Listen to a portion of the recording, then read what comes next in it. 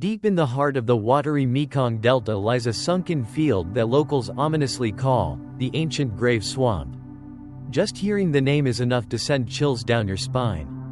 No one dares set foot there after midnight, for they believe the place is cursed, haunted by the restless spirit of a woman who died unjustly. Every night, she's said to wander the flooded fields in silence, calling out names. And strangely, anyone who hears that voice and dares to respond is never seen again. They say someone once tried to test that legend. Den, a drunkard who scoffed at the idea of ghosts, laughed when he heard the tale. He boldly declared, "Tonight, I'm sleeping in that hut in the middle of the field. Let's see if any ghost dares show up and take me." But the next morning, all that was left was a blood-soaked mat. As for Den, it was as if he had never existed. And that was just the beginning of the spine-chilling nights.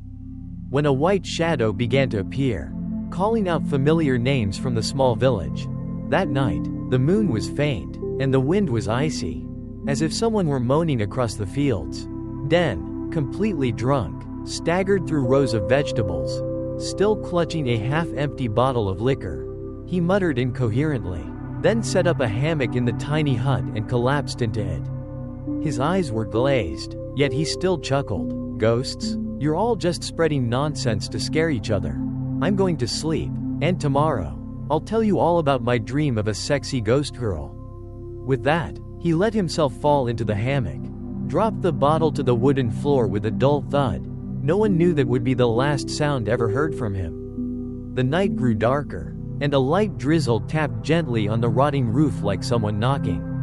Outside, a thick fog blanketed everything. Nothing could be seen beyond a few feet ahead. But in the distance, a faint white figure moved closer. No footsteps, just a gust of wind that howled like someone gasping for air in the dead of night. Back in the village, Mr. Two Lamb had just lit a fire to boil water when he suddenly shivered. He paused, turned toward the window, and murmured, "Someone's testing their courage again. Oh no, that hut, it's not a place for the living after midnight." Bay Map, who was sitting nearby with his leg propped up, laughed loudly. "How would you know? Uncle Two, have you seen anything? Us youngsters aren't scared of ghost stories anymore. Some even go there to film videos for fun." Mr. Two glared at him. "Bay, back then, Sao Gao said exactly what you're saying now. And the next morning, all we found was her shirt lying in the middle of the field. She herself was never found. You don't believe because you've never seen someone vanish. No body, just a name whispered night after night. While the whole village was asleep, the wind picked up unnaturally. The thatched roof rustled violently above the deep field. And then, a soft voice called out, long and drawn out, whispering right by the ear of the person in the hammock, "Den.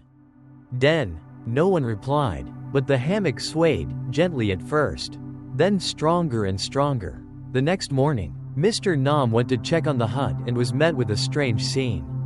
The old mat was soaked in dried blood. The liquor bottle was shattered in half. The hammock still swayed slightly, as if someone had just stepped out of it. Yet there were no footprints, no drag marks, no signs of a struggle, as if the person inside had simply vanished into thin air. The whole village was in an uproar. Some brought incense, others lit offerings, but Mr. Two stood at a distance, his eyes filled with worry and sorrow. "I told you, that white shadow doesn't spare anyone, and last night, it called Den's name." From that day on, no one dared go near the sunken field after the witching hour. The hut was left abandoned, a few dry strands of grass scattered along the path, and whenever someone passed by in the early morning, they'd hear the creak of a swaying hammock and a soft female voice calling out someone's name from the village. After the night Den disappeared, Van, his youngest sister, began having strange dreams.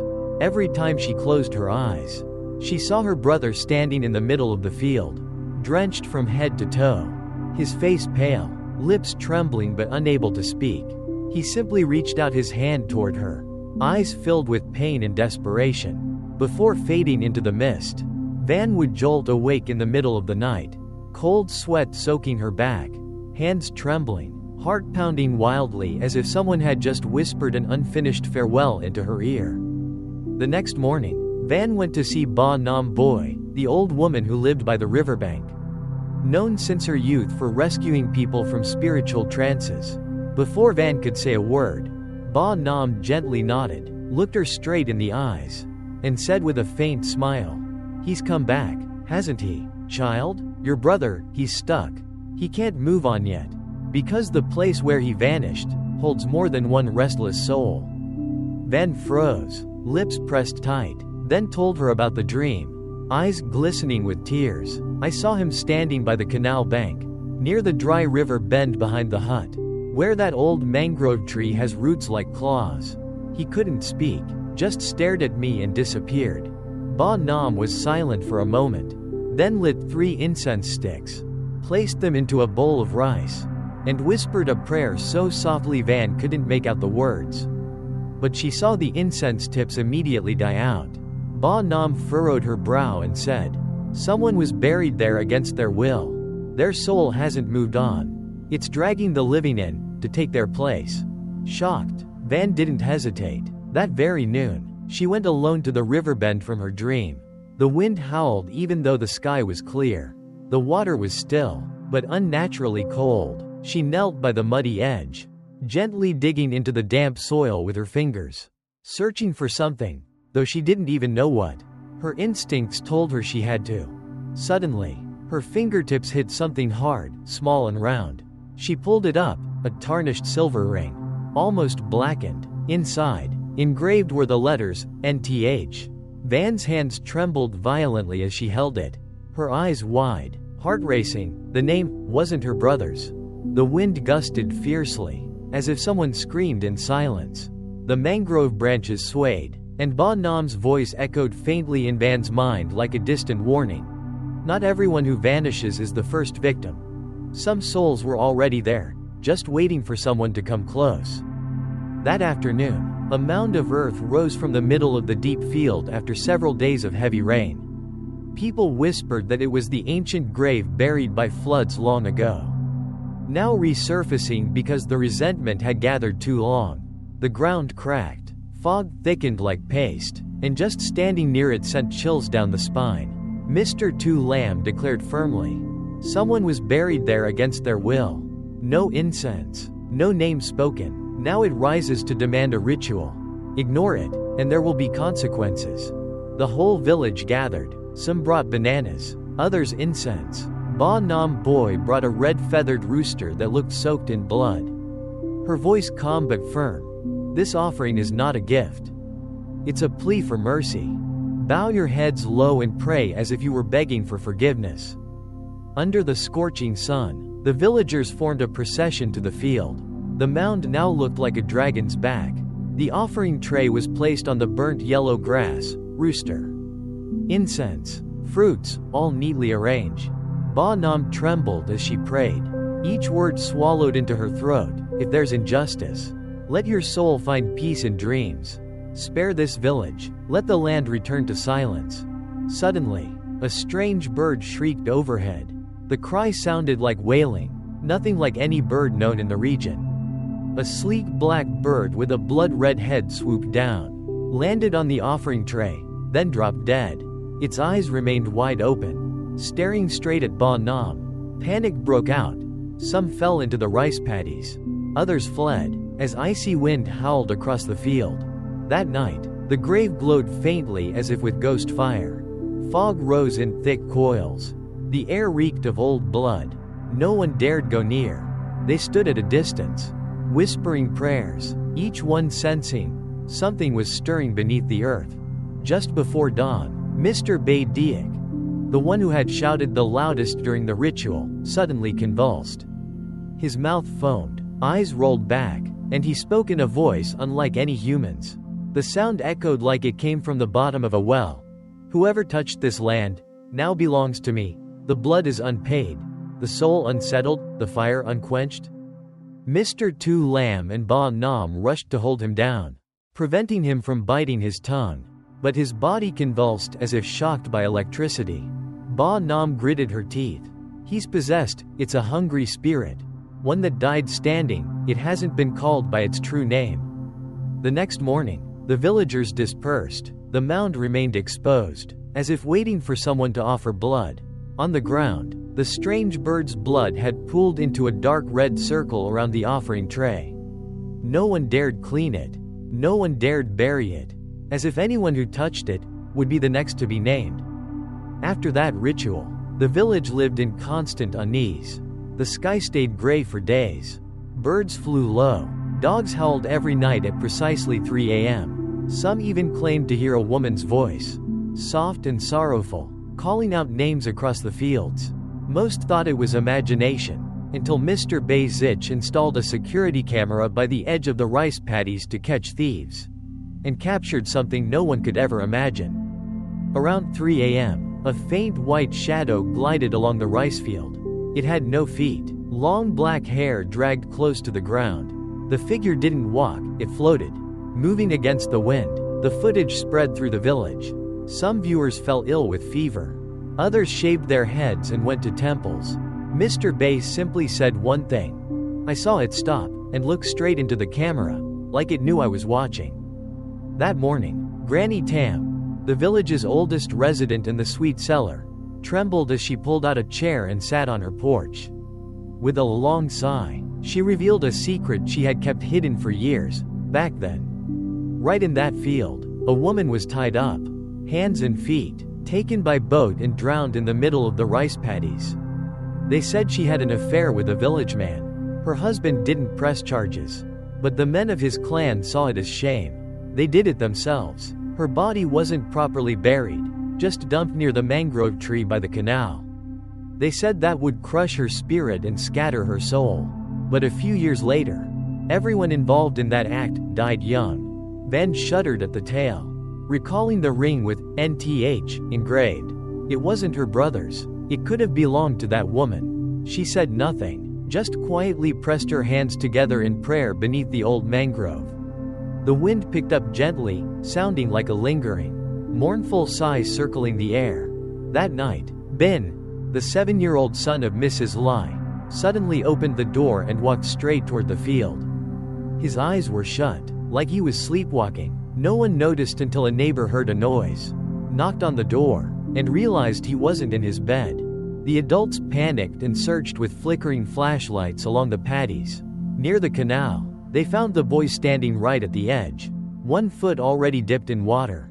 His face calm, smiling slightly, as if someone was gently leading him on a stroll. Mr. Tu Lam rushed forward and yanked him back just as the ground gave way. A few seconds later, and the child might have vanished into the deepest part of the stream. When they carried him home, everyone was stunned. He wasn't fully awake, but he was still smiling. A dazed, eerie smile, and in his eyes wasn't the look of a child. It felt like another soul had borrowed his body, just to see the world one last time. Ba Nam Boy arrived and whispered, "He's possessed, it's the white woman's spirit, still wandering, still searching for someone to speak her final words." From that day on, no one dared let their children outside after 8 p.m., and the villagers began to believe the vengeful spirit of that woman had never left the fields. She was just waiting for someone, anyone, to hear their name called and be led away, never to return. That night, as a thin veil of mist settled over the fields like mourning cloth, the sound of a bell rang out from the old temple, a long, hollow toll that sent chills down the spine of anyone who heard it. That temple had been abandoned for over 10 years, ever since the head monk passed away in a meditative position and wasn't discovered for 3 days. Since then, rumors spread that the temple was haunted, and no one dared go near it. Yet somehow, the bell still rang, right at the third watch of the night, not loud, not faint, but persistent, like it was calling someone back to pay for their sins. When Mr. Tu Lam heard the bell, his face turned pale. He set down his chopsticks, stared off into the distance, and sighed to the people around him. "I once trained at that temple in my youth. My master told me, the bell in a temple is meant to awaken the minds of the living. But if it rings by itself at night with no one striking it, then it's the dead returning to collect a soul. And they don't come for strangers, they come for the one who once committed wrong on that land." The village kids didn't believe any of it, especially the teenagers who were always eager to film ghost hunting videos for the internet. 4 of them decided to explore the temple that very night, bringing phones, flashlights, and even incense sticks to appear respectful, though in truth, they were just mocking what shouldn't be touched. The temple door was ajar. Inside, it was pitch black, with only the lingering scent of old incense smoke and layers of dust coating the Buddha statues. Their flashlights swept across the stone figures, silent and still, as if staring back at them. One of the boys scoffed. "What's the big deal? Just some moldy statues and old wood." But the one holding the camera froze, his hand trembling, eyes widening in terror. He stepped back quickly because as the lens panned across the main altar, a long red streak appeared, from the Buddha statue's forehead down to its chest, as if someone had smeared blood across it. The group turned to run, but the bell rang again, this time much closer, echoing straight into their ears like someone striking it right beside them. A gust of wind blew in, flinging open the doors that had been shut just moments ago. Panic erupted. They fled in all directions. The first to run, Tam, the loudest and most skeptical, tripped and fell. When he turned around, he saw a white figure gliding across the stone wall behind the altar. No feet, no face, just long hair trailing across the floor. The next morning, only 3 of the boys made it home. Tam had vanished. His family searched for 3 days but found no tracks. No drag marks, no blood. Only his phone lay beneath the altar.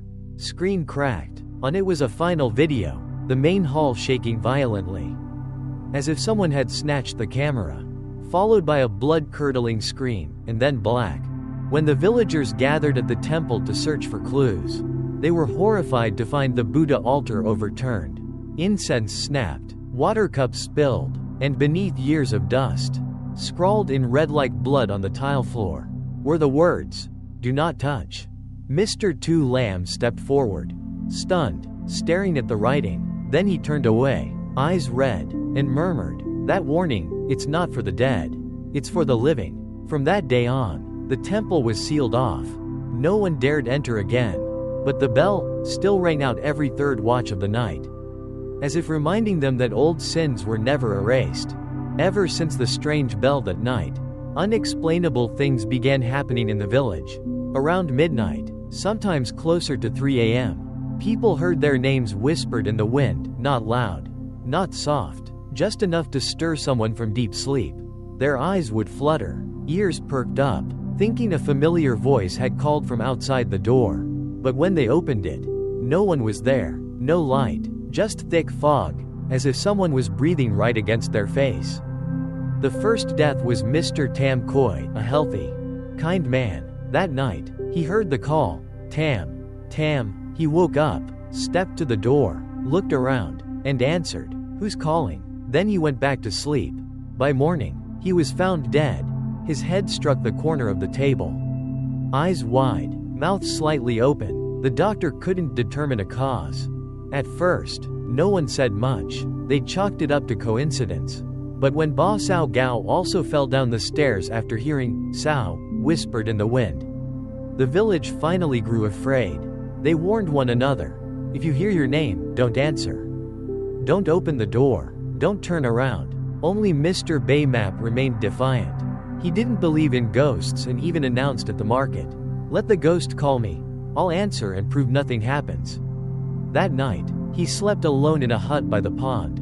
At exactly 3 a.m., neighbors heard him shout, "It's me, Bay Map. Why do you keep calling?"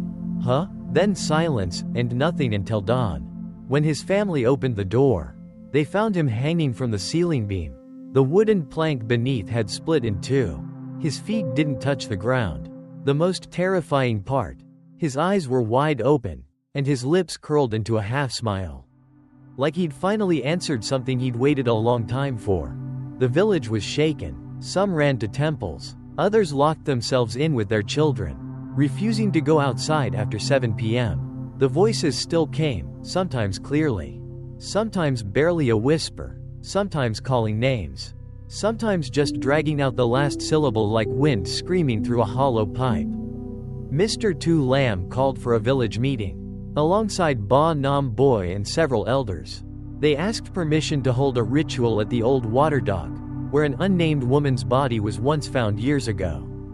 A bamboo altar was built. Incense, white wine, salt, rice, and paper clothes were prepared. Before the ceremony even began, Ba Nam suddenly collapsed, covering her face. Blood streamed from her eyes like red tears. She didn't scream, she didn't cry, just trembled and slowly looked up. Eyes milky and blank, her voice echoed as if from far away. I see them, 3 souls, buried in the wrong place, searching for their bodies, for their names, for someone to speak their final words so they can leave. If not, there will be more, there will be more. Since that night, no man in the village dared sleep alone. Women and children wore wooden talismans, hung mirrors on their doors. Everyone feared being called, because no one knew whose name would be next. Before the tale of the whispering voices could fade, nightmares began creeping into the sleep of the village elders. Some dreamed of blood-soaked fields. Others saw a woman with tangled hair in a torn white dress, weeping in the middle of the rice paddies. Her eyes burned red, her scraped hands dug into the earth as if searching for something. Then she'd turn and stare straight into their souls, jolting them awake with pounding hearts and drenched clothes. Ba Nam Boy, now blind, but still spiritually clear, was the one they all came to after those dreams. During a trance, she spoke one sentence that stunned the entire village. 3 men, 3 sins, 3 bodies buried deep in the mud. Never offered incense, never confessed. Only a few elders knew who she meant. 3 former pillars of the village, Mr. Wah, the former hamlet chief, Mr. Fu, the wealthiest rice merchant, and Mr. Truck, who lived quietly near the canal. Rarely visited, they had once been close in their youth, drinking together, fishing on boats. But strangely, after 1975, they stopped speaking, built their homes facing opposite directions, and never explained why. Only Mr. Truck, now bedridden, murmured in his sleep, "Forgive me, forgive us." His hands always rested over his chest, as if trying to keep something from pressing down.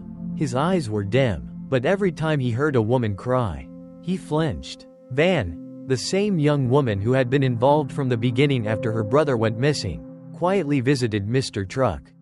She said nothing, just placed an old photo on the table.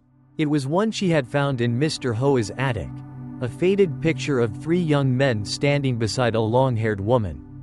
Her face was blurred, but her eyes still held unmistakable sorrow. When Mr. Truck saw the photo, he suddenly broke into tears. The tears streamed down his face. His lips quivered without words. But after a few moments, he reached out and held Van's hand, his voice trembling.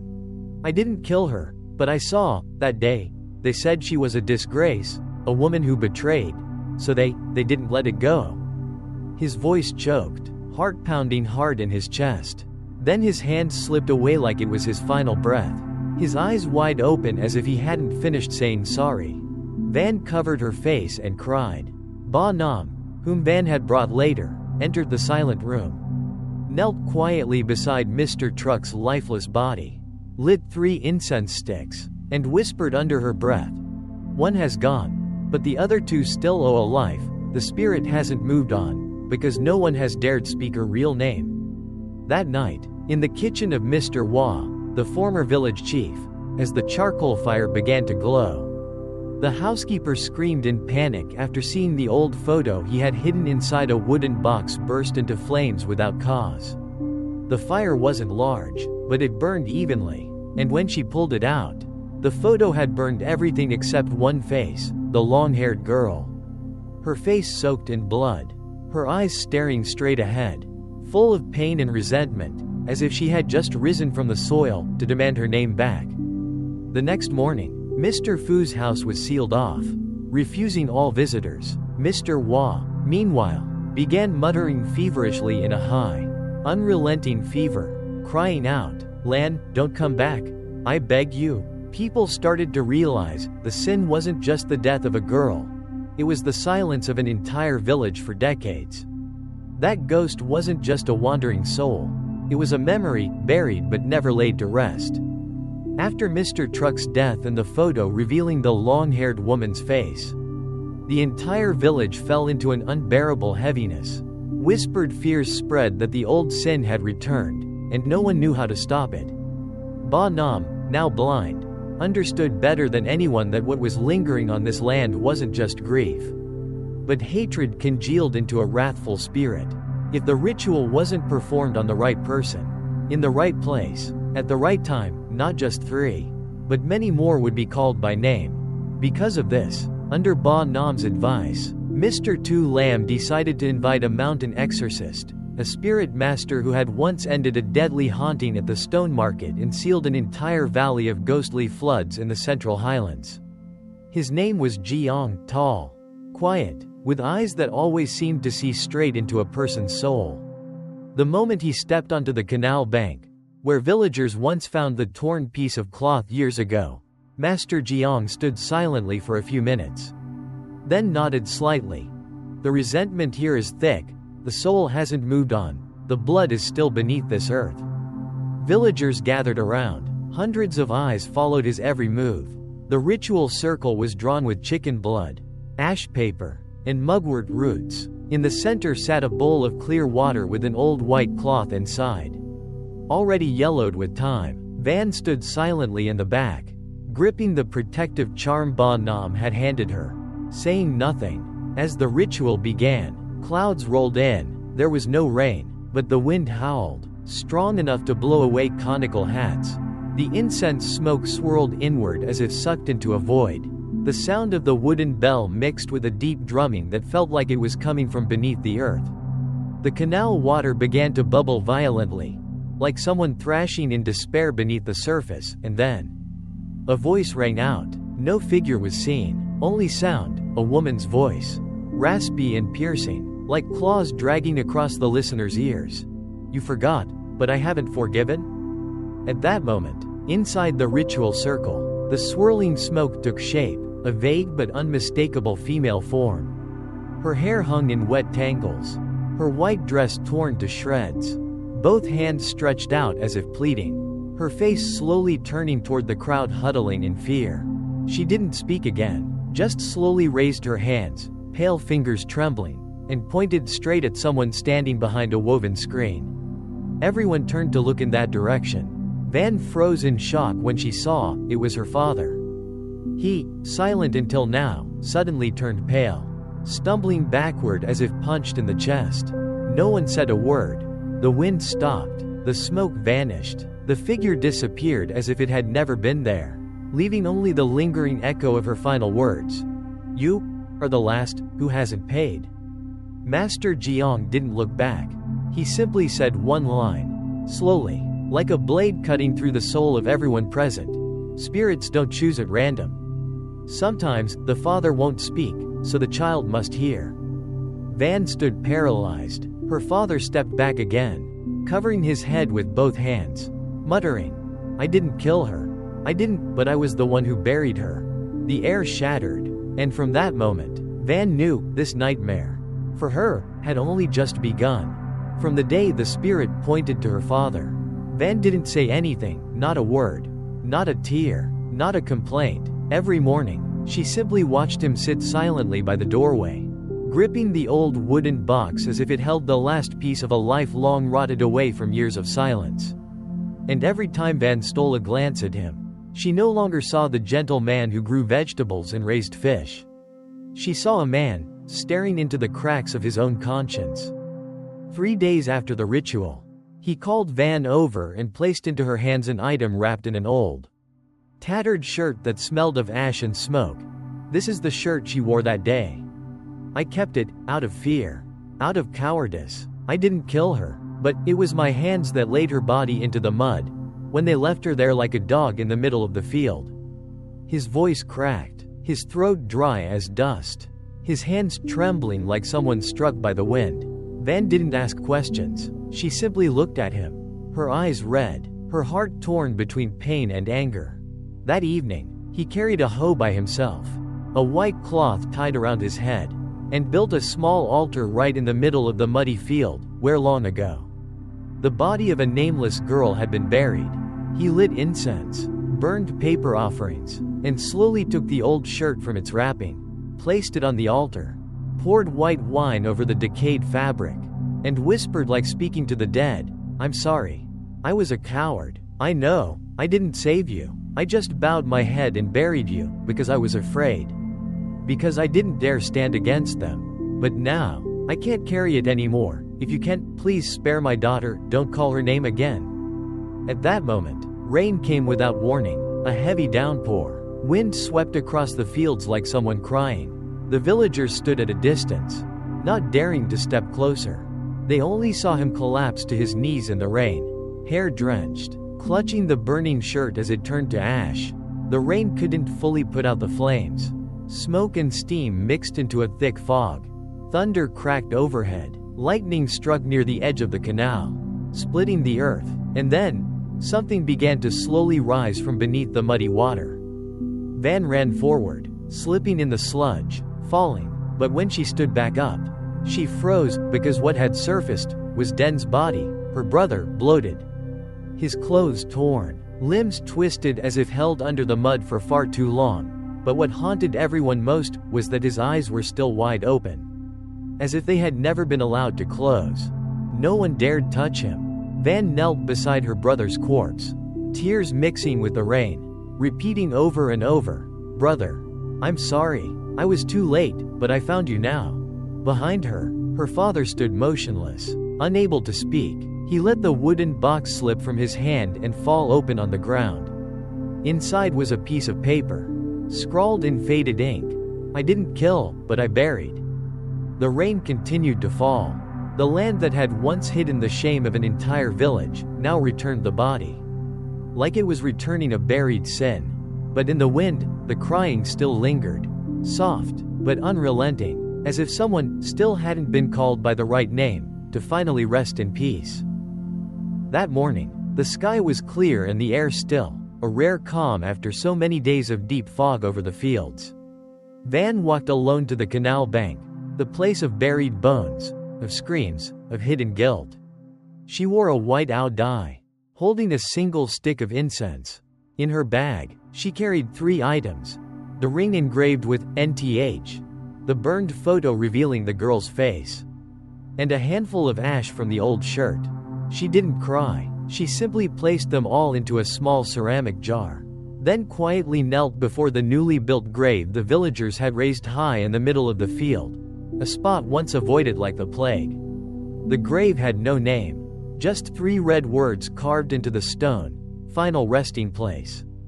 By noon, the entire village gathered around the grave, young and old, men and women, each holding a stick of incense. No one said a word, but everyone knew this wasn't just a prayer for a woman who died unjustly.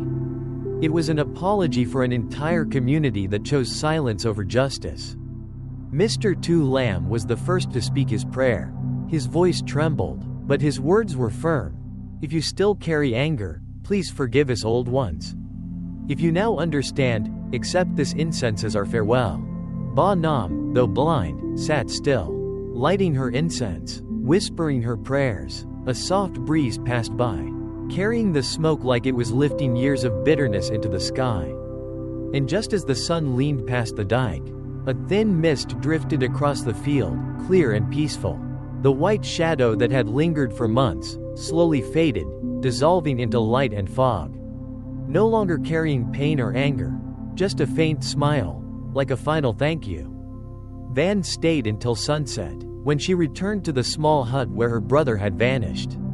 She sat quietly on the old mat, running her hand gently over its faded, torn threads. On the mat remained only a dry bloodstain. She closed her eyes, and in that moment, a soft breeze brushed her face, carrying a faint whisper. Distant but clear in her heart. "Thank you for letting me rest." Van opened her eyes. She smiled, for the first time since the night her brother died. No more tears, no more choking grief, just the wide open fields.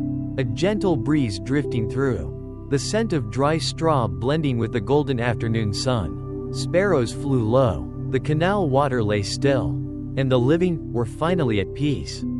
After the prayer ceremony, the deep fields returned to an eerie stillness. The wind was calm, no more cries whispered in the breeze. And no one was called by name in the dead of night. The entire village breathed a sigh of relief, believing it was all over.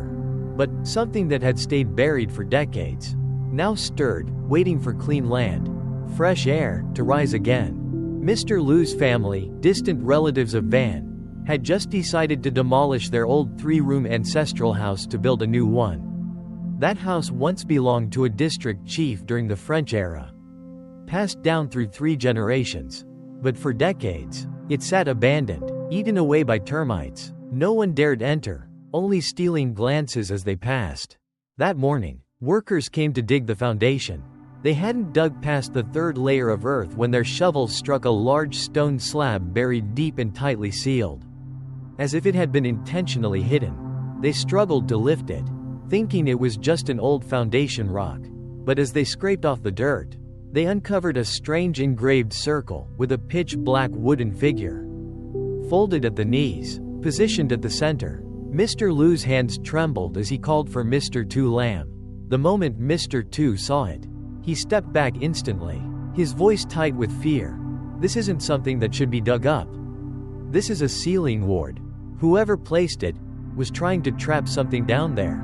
Before anyone could process what he meant, one of the younger workers suddenly fell back, eyes rolled white, mouth twisted in a manic grin, and began screaming 3 times in a row. "The door's open, it's open, no one can stop it now." News spread quickly across the village. Ba Nam, though blind, was brought to the site. The moment her cane touched the old stone floor, she collapsed slightly, murmuring, "Someone once sealed it, someone once locked it away, but now it's been unearthed. Blood will be spilled." That night, though there was no rain, cold droplets fell from Mr. Liu's roof like sweat. No one in the house could sleep. They heard footsteps circling the new foundation, as if something restless was pacing the disturbed land. The next morning, the ceiling stone was covered again, but on the wall of the back storage room, a new line appeared, deep red, like it had been written in dried blood. "The one who breaks the seal shall stand in my place." No one knew what it meant, but that night, Mr. Liu's eldest daughter fell into a deep sleep, fevered and unresponsive, murmuring the same words over and over. "I don't want this. I wasn't chosen. I'm not the one." Ever since the sealing stone was unearthed, the feng shui of Mr. Liu's house seemed completely reversed.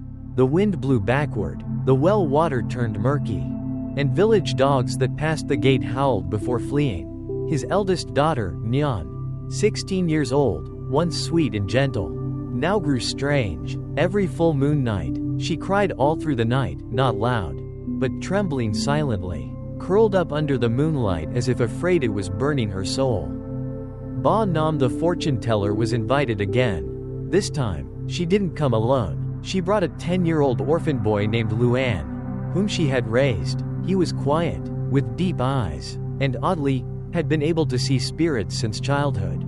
The moment Luan stepped into the house, he froze, his face turned pale. He looked directly at Nyan, who was lying in fevered sleep, and said, "She's not the one crying, it's the one inside her, who's crying." Everyone fell silent. Mr. Liu, his voice shaking, asked, "What do you see?" Luan looked up, unblinking, and spoke each word clearly. "A girl, with long hair, torn clothes, trapped inside her body. Every full moon, she remembers being buried alive." The air turned heavy, like a weight pressing down. Ba Nam said nothing. She sat down, placed her hand on Nyan's forehead. In that instant, the whole room turned cold as ice. Nyan sat up, only it wasn't with her own eyes. Those eyes were sharper, colder, more sorrowful. Her voice echoed, not the voice of a 16-year-old girl, but one that was choked, mature, and filled with anguish. "I've slept for too long, sealed, buried. Now someone has broken the ward. I've escaped, but this body is not mine." Ba Nam asked, "What is your name? What do you want?" Nyan, or rather, the spirit within her, paused for a long time, then replied, "I was the daughter of the shrine keeper, forced to die to protect a secret. My name was Ha. I want to live again, but in my own form." Right after speaking, Nyan collapsed. Her body broke out in cold sweat. Her heartbeat grew faint. The family panicked, afraid she would die. But Ba Nam knew. This was not illness. It was the struggle between two souls, inside one body. That night, under the full moonlight, Ba Nam set up a small altar in the garden, not to pray for the soul. Not to banish spirits, but to call the true soul back. Luan sat in the center of the circle, holding a small mirror, aiming it at little Nyan. Every time the mirror's light reflected on her face, crying could be heard, not one voice, but two, one old, one young. The wind howled in bursts. And then suddenly, the mirror shattered in half. Luan collapsed, eyes red, and Nyan, the girl who used to cry under the moon, now opened her eyes and laughed. A slow, gentle smile, but the eyes were not those of a child. She spoke, "Thank you, but don't take me anywhere, because I haven't finished what I started." Then she collapsed. Her breathing steadied, her heartbeat returned to normal. The whole family thought the danger had passed. But Ba Nam simply shook her head. No, when a spirit enters a new life, it marks the beginning of another cycle. And this time, the old soul is living again in a new form, to collect a debt that was never paid. Since the night the mirror broke, little Nyan woke up as if nothing had ever happened. She ate normally, no longer cried on moonlit nights. The villagers rejoiced, thinking the dark times had passed. Some even came to bless her. But only Ba Nam and little Luan understood. The one who woke up inside that body was not just Nyan. Starting with the next full moon, the girl began sleepwalking, but this time, she didn't just wander around the house like ordinary children. Every time she slept, she'd unlock the door herself and walk straight down the old village path. Barefoot, across the canal bank, past the mangrove tree, to one specific spot, the abandoned well behind the old temple. That well had been unused since before the liberation era. Its bricks were cracked, weeds overgrown, but the girl kept repeating the same dream, like she was programmed to do it. What's more, every time she returned, her hands were covered in reddish mud, and on some nights, fresh blood. Her family panicked and took her to the doctor. But the doctors shook their heads, nothing abnormal was found. Still, at night, the girl dreamed of herself, walking barefoot through the fields. And ahead of her were three shadowy figures wearing long gray tunics, holding shovels, bearing a sack, from which came gut-wrenching screams of a woman, a voice both familiar and distant, like someone who might have once been her. Each time she awoke, Nyan, or Ha, was able to draw the faces of those three men clearer with each passing night. One day, she quietly handed the three portraits to Ba Nam. Ba Nam's hand trembled as she looked. Those were the three who had once performed the sealing ritual beneath the old house, and one of them was still alive. Mr. Nia, the devout man, known for his daily prayers at the temple. That evening, Nyan spoke unconsciously, in a deep, strange voice. I remember now, every glance, every blow, every shove into the bottom of that well, every lie they all played along with. And now, I just want them to look into my eyes, one more time, before they close theirs forever. The whole house was terrified. Luan whispered to Ba Nam, "She's not human anymore, and not a ghost either. She is a living memory." The next morning, Mr. Nia returned from the temple and saw a piece of paper lying on the ground near the river dock. Written in slanted red ink, "I haven't seen your face clearly enough yet, but you saw mine very clearly. See you soon." That night, he fell into a high fever, drifting in and out of consciousness. In his dream, he saw himself as a young man, standing before a dry well, blood on his hands, and behind him, a voice cried out, agonized, "Nia, help me, don't let them bury me down here."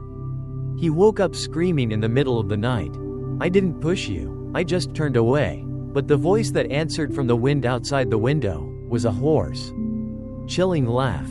Turning away is a crime too. Since that feverish night, Mr. Nia never stepped outside his home again. He sealed his doors, hung a bagua mirror, scattered garlic throughout the house, and chanted scriptures day and night. To outsiders, it appeared he was performing rituals. But in truth, he was hiding from the shadow of memories that had clung to him for nearly 40 years. One day, without prior notice, Madame Nam arrived. She didn't exchange pleasantries. Instead, she stood firmly in his courtyard and declared loudly, "If you don't speak up, don't blame the dead for coming to take you away." No response came, but behind the wooden door, there was the sound of a trembling cane and labored breathing. Mr. Khan Nia opened the door, his face pale, eyes devoid of vitality. In his hand, he held an old, tattered map, its paper decayed, bearing only two faint words, Gyeongnam, Shadow Well. He recounted with a quivering voice, "Back then, we didn't kill anyone. But we followed orders. Dug that well behind the shrine, to seal something. Not to trap a ghost, but to bury a living person. That girl. They accused her of betrayal. Feared she'd reveal something, so they told us to bury her there. Seal it with blood charms, claiming it was to keep the village safe. We just dug, but when we reached the bottom, I was the one who threw the sack down. I still remember her muffled screams from inside, faintly. 'I'm not dead, please.' But they covered it quickly. Then burned the charms. Then laid bricks. Then sealed it." He choked up, hands trembling, eyes reddening. "Every night since then, I dream of her rising from the well, hair soaked, eyes wide open, asking me, why? I have no answer." Madame Nam handed the map to Van. She took it, her gaze no longer that of a village girl, but of someone bearing a deeper soul, a spirit revisiting the land that once served as a living grave. She and Luan followed the map, passing the old shrine, through the reeds, arriving at a sunken patch of land. There, the well had been sealed with a layer of cement, inscribed with ancient sealing symbols. But right at the center was a crack. Luan knelt, placing his hand on the well's surface, suddenly shivering, eyes rolling back, then screaming. She's still down there, unrested. Her true name never spoken. No one has dared to descend and bring her up. At that moment, the wind shifted, the sky darkened, and in an instant, the ground split open slightly. Cold mist rising like fog. From within the wind, a voice called out, "Ha, ha, why won't you say my name? Why won't you bring me back?" Van knelt, tears streaming. She gently placed her hand on the cracked well, whispering, "Sister Ha, I'm here now. I'll bring you home." At that precise moment, the wind surged, the well's mouth emitted an eerie glow, and amidst the diffused light, a pale hand reached up from the crack. Trembling as if awaiting to be held, the wind howled, bending the reeds beside the old shrine. Van knelt by the well's mouth, her hand still on the cracked earth. Then, that cold, pale hand reached up, trembling, nails broken, gently touching her fingertip, as if finding an escape after years of burial. Luan stood behind, holding a small mirror, its surface now cracked, yet still reflecting a figure, not Van, not Nyan, but Ha, the girl buried alive at the bottom of that cursed well. Suddenly, the wind ceased, everything fell into silence. Van closed her eyes, softly spoke, "You can leave this place, but only if you forgive the living. If resentment remains, you'll forever be trapped between life and death." The hand from the well tightened once more, then released. The cold mist dissipated, no longer howling, no longer wailing. Instead, a gentle sigh, like incense smoke, followed by a whisper, choked yet serene. "Thank you for remembering my name." At that moment, the ground's crack slowly sealed, as if mended by a soft light. The mirror in Luan's hand shattered completely. Luan collapsed, nose bleeding, but his lips curled into a smile. "It's over. She's gone. No one remains trapped here." Days later, the villagers gathered to erect a small memorial beside the shrine, simply inscribed, "The unnamed, now returned." Van lit incense. On the memorial, she placed 3 items: a torn piece of the old dress, a silver ring engraved with NTH, and a paper bearing the name, Ha, a once living soul. A month later, the sky cleared, the deep fields bathed in cool breezes. Little Nyan laughed again, no longer sleepwalking, no longer crying under the moon. Luan left the village, carrying the broken mirror and a message from Madame Nam. You are the keeper of memories, ensuring the dead aren't forgotten, and the living don't forget their wrongdoings. That evening, amidst the deep fields, an old mat gently flipped in the wind. No blood, no person, only a small white flower blooming from the dry earth. Fragile, yet alive, and in that silent moment, a voice softly echoed in the wind. I am at peace now. And so, after years buried in silence, a soul was finally named, honored with incense, remembered, no longer the ghost in the deep fields, but a person who once lived, once suffered, and was once forgotten. The living dared to face their sins. The dead let go of their resentment. The cycle closed, as gentle as the morning mist. No more cries, no more names whispered in the wind, only peaceful fields, cool breezes, and a small white flower, blooming where once lay a grave. Thank you for accompanying me to the end of this journey. If you believe that only when the dead are rightfully named can the living find peace, then please share this story, so no soul remains adrift between life and death.